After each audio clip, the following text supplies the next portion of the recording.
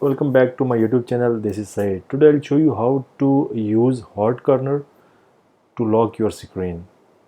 So first of all, you have to check which Mac operating system you have.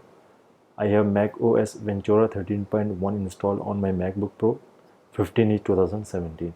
So to do this, first of all, you have to go to Apple menu, then system settings or system preferences, whatever you want. Most probably in Ventura you will see the system settings. Then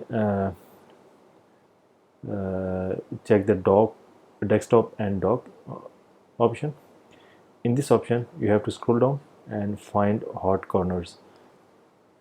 When you open the hot corners, this type of window will be show up in your screen, and you can set the corner, which corner you want to set. For example, if you want to set left top corner, these settings, or same right bottom corner. If I want to use lock screen on my right bottom corner.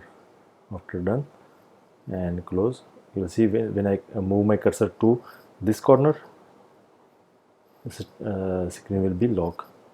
So if you want to move immediately from your Mac to avoid go to Apple menu then lock your screen, you have to just enable this feature and move your cursor this corner, your screen will be locked.